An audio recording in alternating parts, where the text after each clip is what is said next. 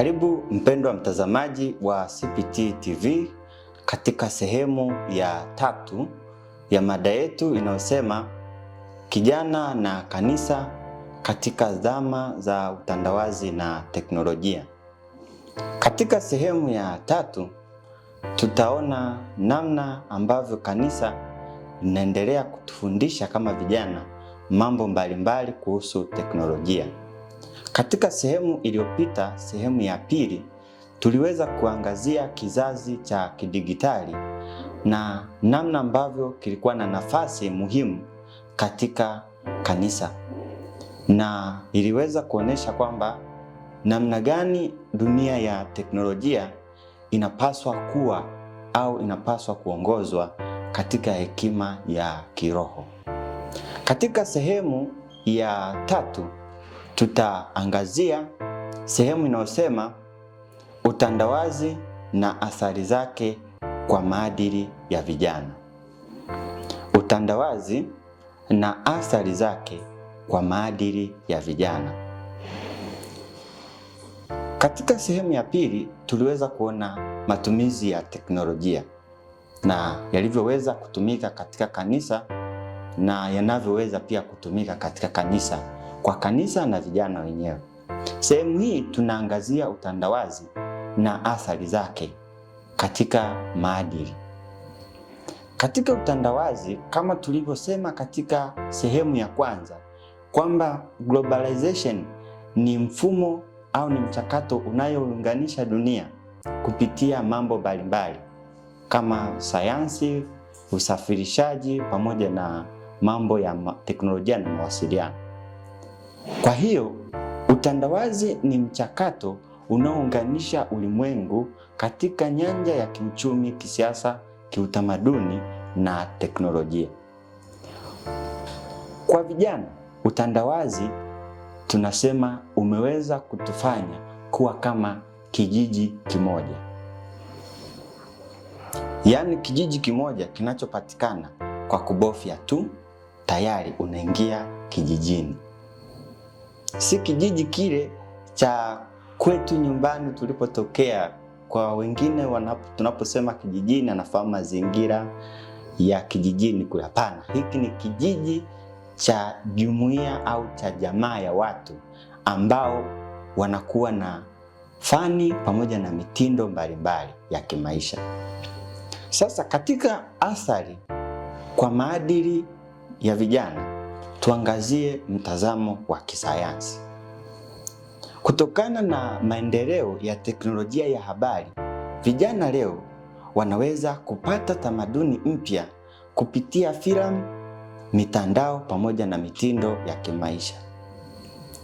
Wanaweza pia kupata thamani zinazosisitiza raha za muda mfupi, yani instant pleasure. Vile vile wanaweza kupata ushawishi kutoka kwa wahamasishaji ambao wanaonesha mitindo mbalimbali ya kimaisha yasiyoendana na maadili ya Kikristo. Kwa hivyo sayansi ya tabia inaonyesha kuwa ubongo wa kijana unakuwa hadi umri wa miaka 25, na hivyo bado unaundwa na vitu anavyoviona na kuvisikia. Hii inamaanisha nini? Kwamba utandawazi unaopitia kwenye vyombo vya habari unaweza kutengeneza au kuharibu maadili ya kijana kulingana na kile anachokiona. Yaani ni kwamba unakuwa vile ambavyo unaona kila siku. Taratibu kinaingia kwenye ufahamu wako, maisha yako yanazoea mtindo huo na hatimaye yanabadilika na kuwa kama vile ambavyo umeweza kuona. Kwa hivyo basi, hii ni changamoto. Na changamoto hii ya kiutamaduni si ya kwetu tu hapa Tanzania, vile vile ni ya kiulimwengu zidi ya ukweli wa Kikristo. Sasa tuone sehemu hii kwamba ni namna gani hii changamoto imeweza kugusa maeneo tofauti tofauti na ni nini ambacho kimetokea. Na hapa hii changamoto ieleweke vizuri, ni kwamba inagusa ukweli wa Kikristo. Yaani kuwepo kwa utamaduni wa kiulimwengu kunagusa ukweli wa Kikristo. Utamaduni wa kiulimwengu unaitwa secular culture. Sasa tuone namna na ni nini kinatokea. Namba moja ni kupuuza au kudharau imani za kidini. Na hapa inasisitiza kuwa kuelekeza maisha yetu katika uhuru usio na mipaka. Yaani Waingereza wanasema do what makes you happy. Kwamba kile kinachokufurahisha wewe fanya tu, kwa sababu unafanya na unajisikia vizuri. Kuelekeza maisha yetu kwa mali, yaani sifa pamoja na muonekano. Materialism pamoja na image culture.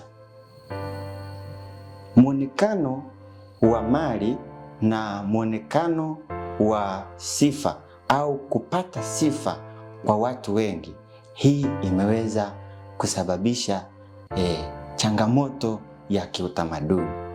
Kwa maana katika maadili ya Kikristo kumeweza kuwa na mipaka katika kupata hizo sifa. Kwa maana unaweza kufika mahali ukataka kupata sifa hata zile ambazo zinapita utukufu wa Mwenyezi Mungu. Changamoto nyingine ni kutoa kipaumbele cha ubinafsi kuliko ushirika wa kiroho. Kwamba kila mmoja ameweza kuona kwamba vile ambavyo anaona yeye anaweza kujifunza mambo mbalimbali kupitia kwenye mtandao. Kwa hiyo ule utamaduni wa kuwaona wazazi wetu, kuwaona walezi wetu wa kiroho, kupata ushauri wao umeweza kuwa hafifu, kwa sababu ya vijana kuona kwamba anaweza akajifunza tu, search katika mtandao, kwa mfano wa Google, akauliza kule na akapata taarifa. Nina haja gani ya kumuuliza father? Utamaduni huu unapingana na ukweli wa Kikristo ambao unasisitiza unyenyekevu, ambao unasisitiza utu wa binadamu kama taswira ya Mungu, lakini ambao unasisitiza wito wa upendo wa kweli.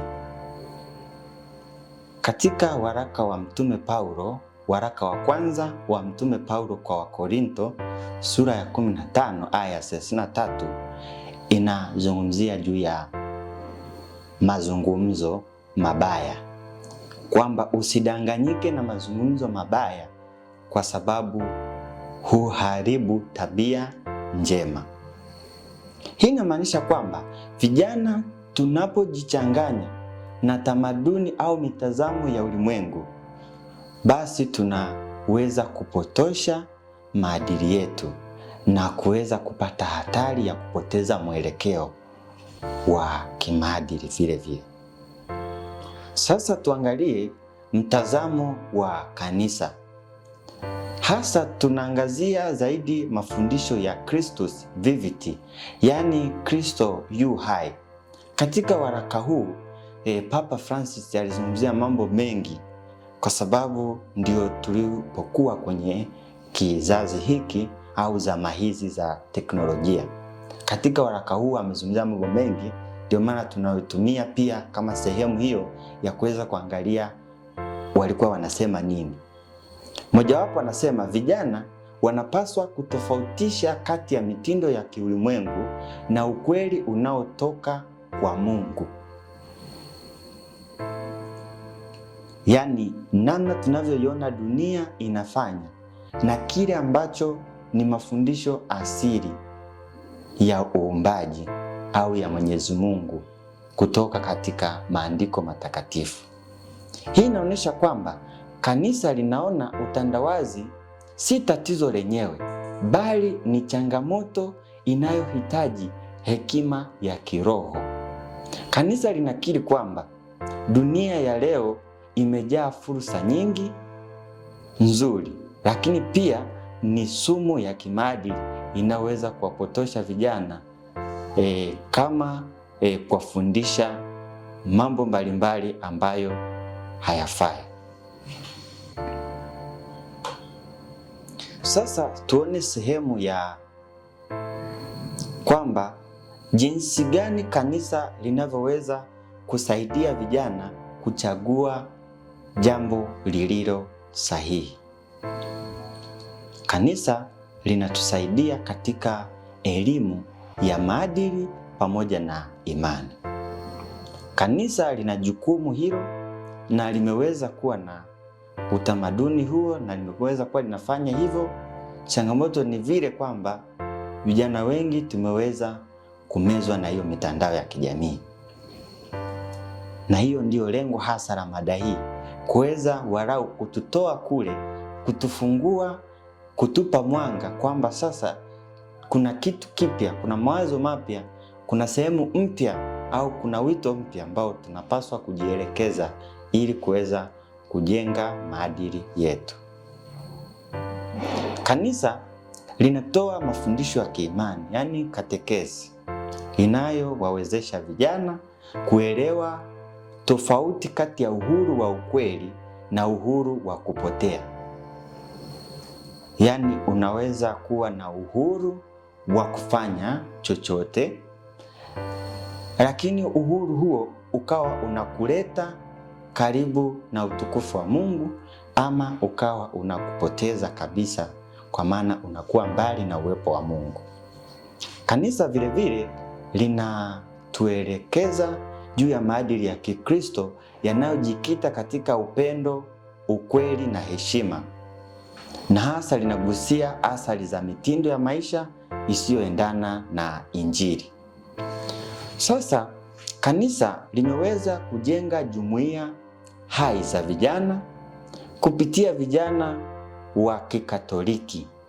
Kwa mfano YCS, yani Young Catholic Student, TMCS, Tanzania Movement of Catholic Student, VIWAWA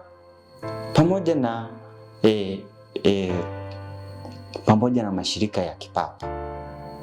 Kwa maana huko ndipo pia vijana wanakaribia kwenye ule umri wa ule ujana kamili. Wameweza kuwepo watoto mbalimbali ambao wameweza kujifunza mambo mbalimbali kutoka katika program mbalimbali zinazoandaliwa na kanisa. Kwa hivyo vijana tunaitwa kwenda kujiunga au kujumuika kwenye jumuiya hizo ili kuweza kuishi maisha ya kiadilifu katika mazingira yetu ya kawaida. Naamini vijana wengi tupo katika maeneo ya shule, tuko katika maeneo ya vyuo, tuko maeneo ya makazini, kwa wale ambao wamejiajiri au wameajiriwa.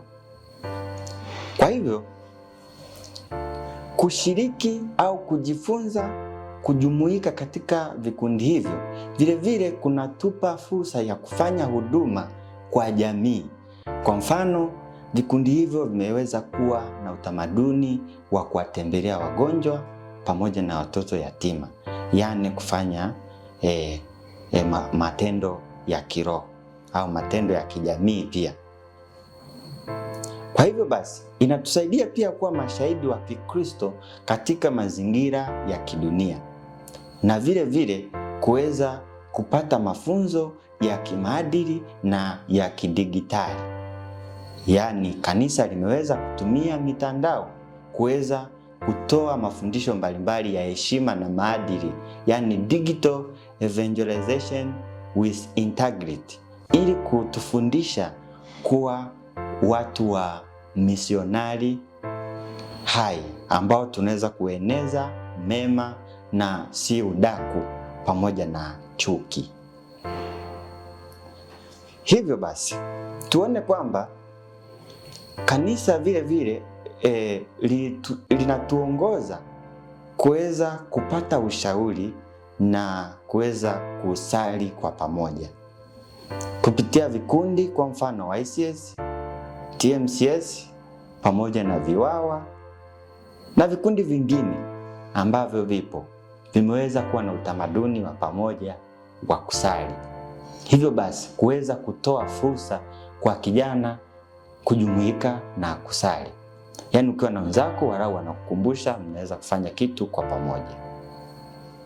Hivyo basi tuendelee katika sehemu nyingine ambayo tuweze kuona katika mifano halisi ya jamii kwamba vijana wa Kikristo, kwa mfano katika parokia ya Dar es Salaam, wanaweza kuunda klabu ya maadili ya kidigitali.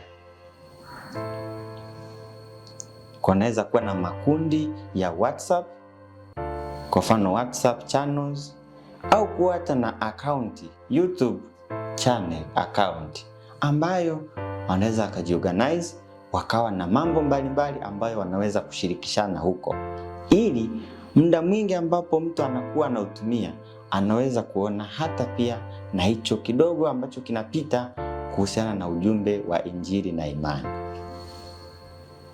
Hivyo basi katika maadili ya dunia na digitali, vijana wa kizazi cha leo tunaishi katikati ya utandawazi wenye vishawishi vya imani ambayo inahitaji sana uthabiti.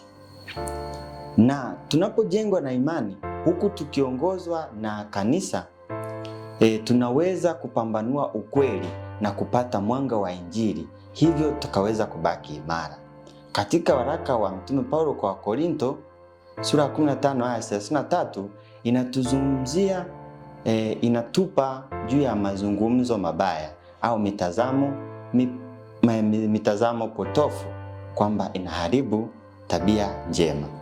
Na katika Christus Vivit, waraka wa Baba Mtakatifu, unatukumbusha kwamba vijana tunaweza kuwa mashahidi wa kweli wa Kikristo katika dunia hii ikiwa tutaongozwa na hekima na upendo wa Mungu. Hivyo vijana ni tumaini kwa kanisa na ni tumaini ambalo linaweza kudumu ikiwa litapandwa katika udongo wa maadili na ukweli wa Kikristo. Kwa taarifa zaidi ya utume wa CPT, usisite kutembelea tovuti yetu ya www.cpt.or.tz. Pia usisahau kulike na kusubscribe katika YouTube channel yetu na kugusa alama ya kengele ili uwe wa kwanza kupata vipindi vyetu. CPT, Mungu kwanza.